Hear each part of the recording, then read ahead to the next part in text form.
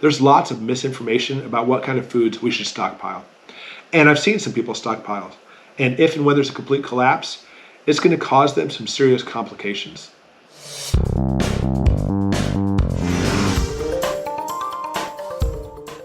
Now, to start off with, people say we should stockpile things like rice. It's cheap, you can get a lot of it, and I stockpile it too. That's great. However, we actually need more substantial food in our diet if there's a collapse. Or even if it's just a temporary collapse, mind you, you need to actually go with better, hearty food than just rice. And we're not going to go by a lot of people's misconceptions or ideas and thoughts. We're going to go by medicine and science, and I'll show you exactly what we should be stockpiling. First, let's take a look at the three main food groups: proteins, carbohydrates, or simply just called carbs, and lipids. Let's start with proteins. Proteins are made up of combinations of amino acids, and they're the building blocks of your body. The easiest way to understand this, just think of amino acids are Legos. You have 21 different Legos, different shapes and sizes. However, you can build them, put them together to actually make anything you want to, including the human body. Those are proteins. They're everything you're made up of. It's made from proteins or made out of proteins. It literally controls all reactions of your body and makes up who you are. You might be asking, I thought DNA did that. It's absolutely true. DNA does code for everything for your body, but think of it this way. DNA is like the blueprint. The proteins are the workers and the buildings and everything actually is going into the construction and function of the body. Pretty neat. Now with that, before we get into the food groups and how it works, I need to always put ahead that I am a doctor, but I'm no longer licensed. So therefore, if you want to check with this with your own physician, feel free. Don't hold me accountable for medical stuff. Now, understand that our body can make most of the amino acids we need, but not all of them. There are specific ones, they're called essential amino acids. A misconception, people think essential means, well, these ones are important. No, they're all important. Essential in medical terms means we have to take it in my diet. The only way for us to get those amino acids, we have to eat them. Okay, carbohydrates. Simply put, sugar. Now, they're all about energy, often fast energy. Don't believe me? Then give a tablespoon or even a teaspoon of sugar to a little kid and step back. They're going to start flying. Now, don't think of sugars and carbohydrates and everything as being separate. Again, it's all the same thing. In fact, even complex carbs too.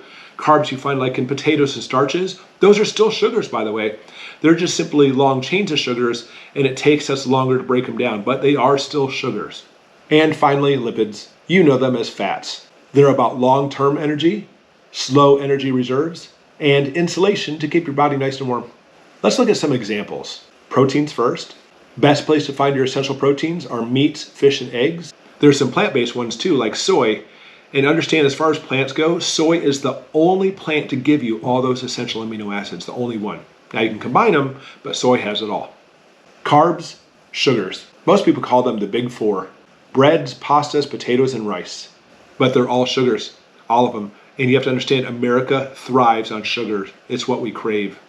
Good luck finding food in the Western world that doesn't have sugar in it.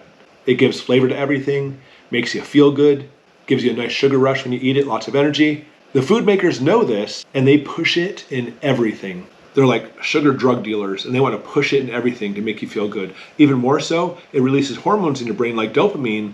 Therefore, it's suggested that there's actually an addictive quality to sugar. And lipids, cheese, eggs, nuts, and dairy. But on the most part, yeah, if you have proteins, you probably have fats in it too. The FDA and the government overall will tell you how much you should have of each in your diet. In simple terms, they want you to have a moderate amount of proteins, lots of carbs, and little fat.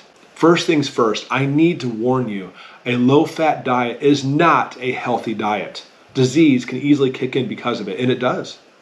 It's set up this way primarily because of cost. Proteins are relatively expensive and more difficult to acquire. Carbs are cheap, cheap, cheap, so easy to get. And well, lipids are pretty much expensive and difficult too, right along with proteins. Now, because proteins and the lipids that go along with it are so expensive and more difficult, carbs are so easy and cheap, they have basically taken reign in all of our food. Absolutely horrible, as we'll see in a few minutes. But let's go ahead and go through each group and understand how our body metabolizes all three. First, good to know, our body can easily convert all those proteins you eat into carbohydrates. And it can convert them into lipids too. Neat. Like, for example, a low-carb diet or a keto diet. And people say, oh, those are so bad for you. You need carbs. Yeah, you do. but your body will make them, takes in proteins, and will make carbohydrates for you. However, I'm going to change this green arrow to yellow. Simply put, you'll make all the carbs you need to from proteins. You will. However, the process is kind of slow, especially at the very beginning, and people actually switch from a carb diet, which is an American diet, to a protein diet like keto, will actually find themselves to be very sluggish, maybe get headaches, actually feel sick for possibly up to a week. But after that, they'll feel great.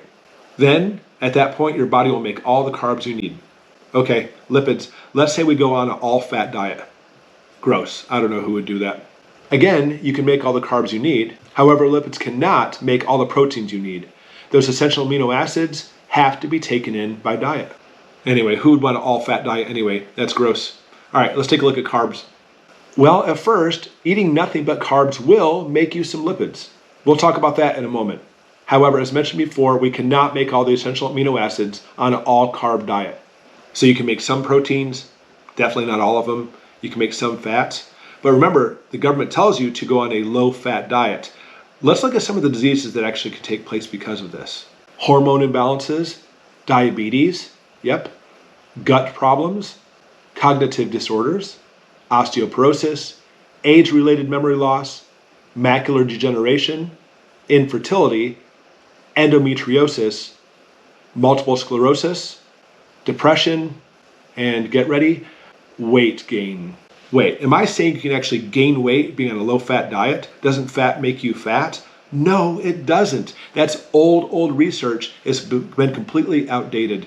It's so unhealthy for you. Let's take a look. Blood sugar levels. It's the amount of glucose or sugar in your bloodstream. It's measured on a scale of milligrams of glucose per deciliter. But honestly, who cares about the little digits, milligrams, deciliter? Who cares? Let's just simply look at the numbers. Depending on the book you read, normal glucose levels, blood sugar levels, are around 80 to 100. As long as you stay in this range, or even after a meal it goes up to 120, you're good. A few hours after a meal, it'll go back down. Then eat a meal, it goes back up. It's all good again. But good luck keeping it at 120 in a typical American meal. We have way too many carbs, too many starches, and we eat way too much food to make that happen. It always goes 120 or way above. In consequence, a normal American meal will easily take it up to 140 or more. That's bad. What happens when your blood glucose levels get to 140 or above? Our metabolic processes turn those carbs into fat. Remember our chart? Fat, belly fat, lots of fat. This is why as a nation we are so obese, because we eat so many carbs. The food companies have taken out so many proteins and put in carbs because it's tasty, you get addicted to it, but it is so unhealthy for you. Carbs, carbs, carbs, carbs, carbs, carbs. It's in everything. Then, if you eat even more, glucose will literally spill over into your urine. And worse yet, this carb feasting, over and over and over, eating carbs, carbs, carbs, is known to be the cause for type 2 diabetes. So, low carbs in our diet will have a normal range of blood glucose. High carbs lead to fat formation. And to make it even worse, you have carbs for breakfast, delicious, some toast and other stuff. It raises your blood glucose level, then about 10 o'clock in the morning, it crashes back down. You have to eat something. Bring it back up, lunchtime you crash down.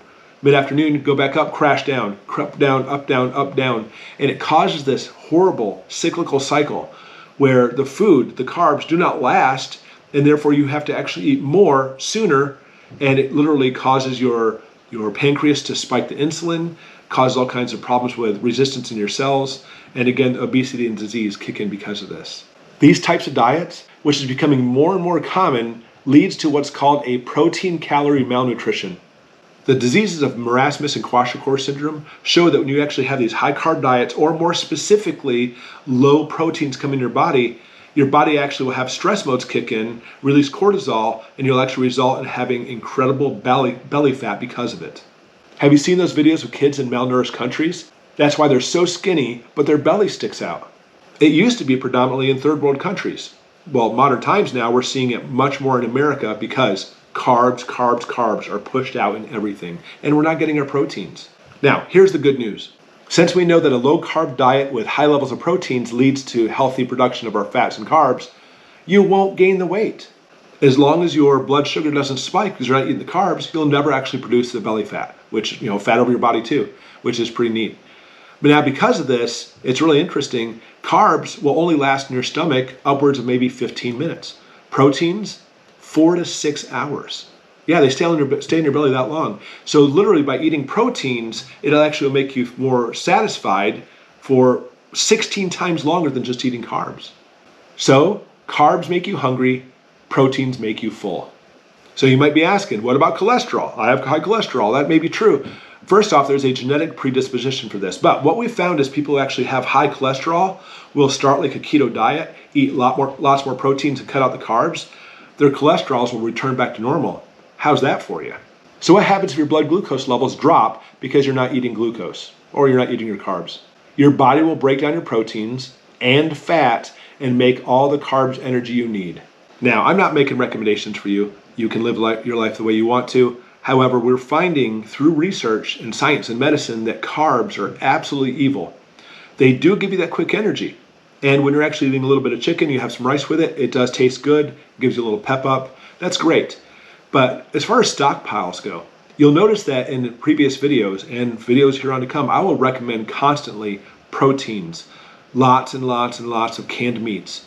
If you actually have access to fresh eggs, I mean, fresh eggs have carbs in them too, but there's a lot of proteins in there. Not to mention like fresh meat, jerkies, and all those things. Beans have a lot of proteins in them. Try to stockpile those things far more than you'd stockpile just rice. I have lots and lots of rice too. 50-pound bags for next to nothing. It's a great staple to add to your meat. But try not to go onto a diet in the collapse where you're going to be practically on all those carbs. At the beginning, you may be feeling really good, but after a few months, you're going to be going in the tank and not even knowing why. Proteins are really the key to this. Try to stock up as many proteins as possible. All right, so with that, what are some certain proteins you like to stockpile? For me, chicken and tuna are huge ones. I love roast beef too, but chicken and tuna are my big ones. Salmon, sardines, lots of deliciousness. What do you stockpile? All right, thanks so much for watching. And any questions about this, by all means, put them in the comments below. All right, let's go ahead and check out this video and continue.